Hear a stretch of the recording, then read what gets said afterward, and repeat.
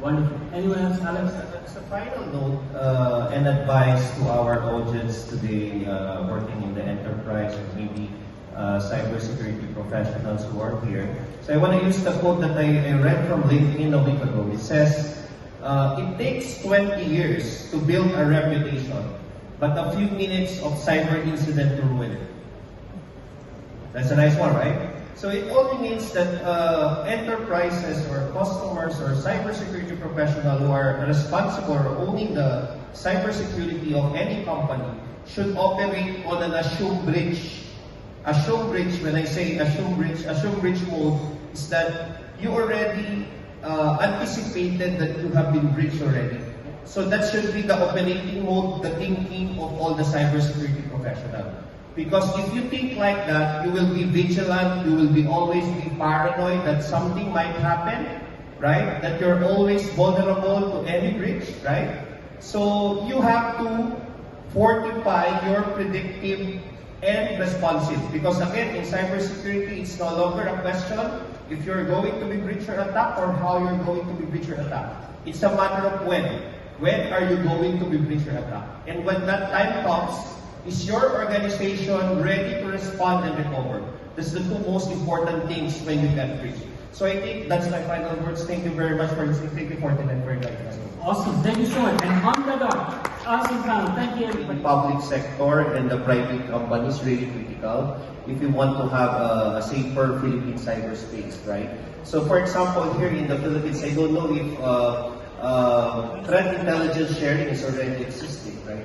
So for example, critical utilities like ECO, telecommunication, banks, right? We could do it, but how can you do it if there should be a strong legislation in the government pertaining to cybersecurity at least, so that we could have a roadmap, a blueprint, etc. Then the private sector will come in, right? So that they will share their best practices, their threat intelligence, their knowledge in terms of cybersecurity to be able to help the government who is leading the pack, right? The government should be the one facing it, right? They should have the holistic plan of doing this, and the private sector is the one helping them. So for me, I think Ace is here, the national president of PixPro. I'm also a board member of PixPro. So we are also advocating that cybersecurity awareness across the country by training our people, training the government officials, like we're doing training for Philippine Navy, for Philippine Army, etc. So that the collaboration between this government agency and private institution will help us build a safer cyberspace in terms of the Philippines, right? So that's for me.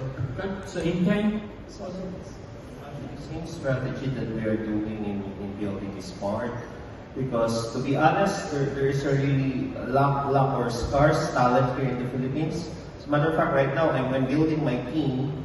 I'm just hiring, 6 business consultants. This is just a use case, maybe you may share. So I submitted them for interview to the HR. It passed, but when it comes to the bosses, they're looking on a specific skill set. But I told them in cybersecurity, it's really hard to get that specific skill set at the moment. We're trying to build it, so you need to train people. I agree with Alonda. So you can get new grads, but the downside of that, Alonda, we experience in PLDT is that after 2 years or so, 3 years, they will move to another company because they are now marketable. They will receive a double figure from their current job, right? So it's a pros and cons, but attracting top talents, I think, in cybersecurity boils down again to the environment. That the culture of the company is. If the employee is happy to stay, I mean, money is just secondary. But if the millennials, for example, because the approach in millennials is different, so they are very free will, they are very active in LinkedIn, very active, and they don't care if they lose their job because they could easily get another job, right? So I think that there are different approaches towards addressing the talent pool in cybersecurity. But bottom line, what should look at when hiring a cybersecurity professional is the right mindset, number one, the right attitude, And they should be trainable in cybersecurity. So that's it. If you got those candidates, then you could train initially and then train them across the practice. Thank you. So I think for the skill